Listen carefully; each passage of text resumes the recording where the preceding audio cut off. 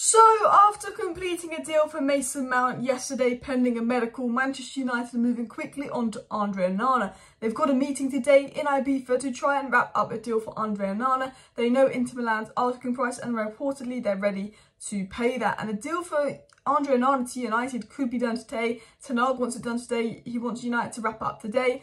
Do I believe it will be done today? I think we'll put in 1 bid, 2 bid, 3 bids and then pay what they want us to pay and faff about for a couple of weeks. But there is a feeling Andre Onana to Man United, we could get some really interesting information coming out today. David De Gea is out of contract as of tonight.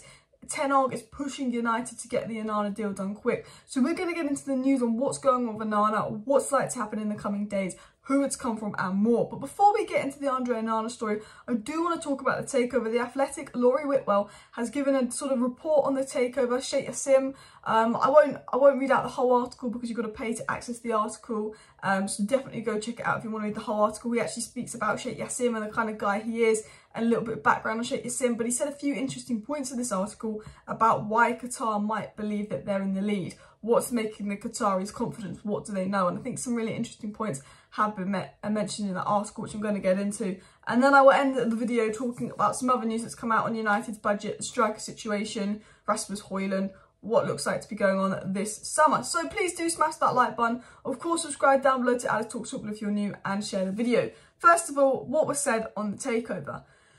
Sheikh Jassim's team are preparing transactional documents to get ready for a possible green light. Just as Ratcliffe has, both bids are yet to hear back on intentions of the Glazers. So he's saying, you know, Qatar are very much advancing. Qatar are doing all the documents, all the financial stuff, all the transactions, everything they'd need to do to be ready for this takeover to be done.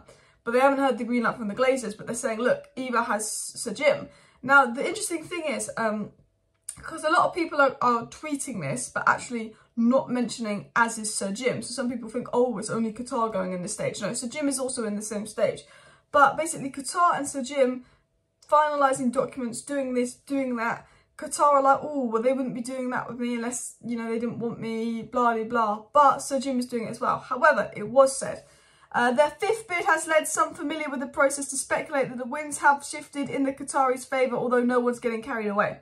So what the Athletic are kind of saying on the whole situation is the Qataris feel that this bid is moving, this bid is advancing, but because Sir Jim Ratcliffe's bid is also moving and advancing, they're not getting carried away, but they do feel like they're in the lead. They do feel like they're slightly favoured over Sir Jim, especially with the news and reports coming out that, you know, the other shareholders will complain and threaten to sue the Glazers if they sell to Sir Jim, which is making it complicated. The structure of Sir Jim's deal will make it more complicated to do, and that actually 4 out of the 6 Glazers do want Qatar, which is more of them. The Glazers are still whiff-waffing on making a decision. And actually, not very nice articles have come out on Sir Jim over the last couple of days. Nice saying Sir Jim is pretty confident. Business saying they think Sir Jim is out of the race. And even just exposes on Sir Jim and some not very nice stuff that he's done behind the scenes at Nice has started to come out. People that Sir Jim has employed, you know, scandals around them are starting to come out. So, you know, it's not looking great for Sir Jim. Not that that would really affect whether the Glazers are going to choose Sir Jim or Qatar. They're going to choose whatever one they want, whatever one they think they can milk the most money out of. But, you know, Qatari believe they're in the lead, but they're not getting carried away. They're not going to say, oh, yeah, 100%. They believe they're in the lead because they're going into these final stages, and it will be very difficult for the Glazers to do a deal with Sir Jim without getting sued and potentially losing the money that they would make. Continuing on as well, it was said by Laurie Whitwell, a former associate of his claims, Sheikh Jassim has been a long life Man United fan and is genuine, adding that he watches every United game. Jassim's view is that the Glazer family have underinvested and that there's a lot to do at United. Well, you know, common sense, but I'm happy with that. They're saying Sheikh Jassim is not just someone who claims to be a United fan. He is a United fan. He's always been a United fan. He doesn't like what the Glazers have done. He thinks they've underinvested at United and there will be a lot to do. So got common sense, big tick. Obviously showing, obviously, you know, this is a bit PR and all of that. But the feeling is that Sheikh Jassim, if he becomes the owner of United, knows that there'll be a lot of spending to do, a lot of new stadiums to do, a lot of this to do, a lot of that to do. He knows he's inheriting a big mess. He's not naive at how bad the Glazers were. And, you know, I like that. You know, he's a lifelong United fan. He knows that the Glazers are bad. He knows they've underinvested. And it seems that he generally wants to get United back to the top. I don't know if Jim Ratcliffe's interest is as genuine. Jim Ratcliffe claims to be a United fan. he tried to buy Chelsea. He has a Chelsea season ticket. He's trying to do a deal to keep the Glazers here, to be the next United owner. He will be borrowing money to buy the club, although he'll be putting the debt on Ineos and not United, so he can get away with it. He can't guarantee to improve the stadium, the structure, the infrastructure. So that's why personally I hope that, you know, we do get Qatar over Sir Jim Ratcliffe. You know, not only will we be able to spend more with Qatar, but they will improve the greater infrastructure in Manchester, and they seem to be more ambitious in their plan. Now, talking of ambition in their plan, Ten Hag has told United to go and get Andre Onana deal done quick. That's very ambitious because Manchester United are slow. We're slow in the transfer window, Ten Hag. But imagine getting a Mount deal completed then tomorrow, or today actually. The day after we get Mount completed, we get Onana completed. Too good to be true. I'm still worried at the fact that we're going to be going on pre-season without a striker. We will be going on pre-season without a striker, let's be honest. Because unless we do something miraculously quick for Rasmus Højlund, and I think it will be Rasmus Højlund, but keep an eye on Kane and Gonzalo Ramos. I don't see us going on pre-season with a striker, which was our priority position since September, so it's funny we still haven't got a striker. But, you know, midfielder done, goalkeeper done, Rasmus Højlund done, and then we've got to get a defensive minded midfielder. For me, I will be happy.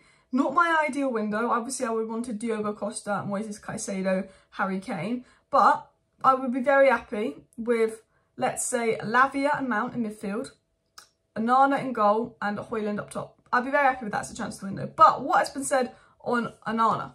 It was said Erik ten Hag is very keen to get Andre Onana over the line and into the Manchester United team as soon as possible. Don't blame Ten Hag for that. Will that happen? A deal could be done today for Andre Onana. That is what's been reported. Meet today, a deal could be done today. They know how much Inter want, but United are going to faff about and put a bid that's a massive underpayment. I would be very shocked if we did get him done today. It was also said, just in, Inter Milan sporting director and David Harrison will meet again in Ibiza today. Andre Onana's agent has also travelled to Ibiza to finalise details of the transfer to United. So potentially personal terms could be agreed today with Onana's agent going there, and potentially something could be agreed today. But it's United. For some reason, it sounds like any other club you think, oh, there's going to be agreement today, but with United, you just don't know. But we have been talking with Inter for a while, so hopefully we do get something done. It was also said new Manchester United hold formal discussions with Inter Milan's Andre Onana. Inter hoping for a package close to €60 million. Sources indicate United view that as too high and will play on the fact that Inter need income. Manchester United and Inter will meet Andre Onana today, and Inter will ask for 50 million plus bonuses. So Ben Jacobs is saying they want 60 million in total. Italian sources saying they want 50 million plus bonuses, so 50 million euros. I think, to be honest, if United offered £45 million with 5 million in bonuses, I think Inter will accept that. £45 million is just over 50 million euros. I think United will go with a 40 million bid, see if they can get them on the cheap, see if they can play on the fact that Inter are desperate to sell. But I do think, you know, a deal will probably be struck at 45 million, which isn't bad. I think Mount and Onana, 100 million combined isn't bad. It'll probably, you know, not too bad. Property would have got them for about 90, 85 million combined. But not considering Chelsea were asking for 70 million from Mount, you've got to be positive on that. That's 100 million combined. That'll be 50 million left. Rasmus Højlund, I think you could get for 50 million quid, but we'll have to wait and see. United keep talking about having very little budget. We did do that last summer and we ended up spending a lot. So you never know. This could be a tactic to try and stop teams thinking we've got loads of money and charging us a lot, saying we've got little money. And you never know, we might sign Højlund and we might sign a centre-back and we might sign someone else. But I kind of doubt that with the Glazers in charge. But finally, Mark Ogden did do a report on funds, and this is what he had to say, talking of funds. He said, in an ideal scenario of funds being available and certainty of ownership, Ten Hag would sign 3 players this summer, a new goalkeeper, a new midfielder and a new centre-forward. So, I mean, Kane's his ideal one, but it'll probably be Højlund, Mount and, of course, Andre Onana. It was also said by Mark Ogden that, however, the financial constraints that have left Manchester United needing to raise funds for a player exit means that Ten Hag only has the budget for 2 of these 3 key targets. So he's saying right now, Ten Hag could only buy Onana and Mount until he sells a few players, then he can get Højlund. That doesn't shock me. I think United could get Onana, Mount, Højlund, but United have got to sell first to do that because Glazer, sale not sorted. The problem is, I don't trust Man United with selling players. 1 million for Sedan Iqbal. Like Chelsea, you got 60 million for Mount, 65 million for Havertz, 30 million for Koulibaly, 30 million for Kovacic. Can't we sell players? Or we're asking for 2 million for Eric Bailly. Sell McTominay, sell Fred, sell Maguire, sell Donny, sell Martial, sell who you need to sell. Sell players. Stop faffing about, oh, we're going to give De Gea a contract or not. Look, 30 million for Dean Henderson if we're a good club, we'll get 15. But we can afford 3 players. We can afford 4 if we sell efficiently.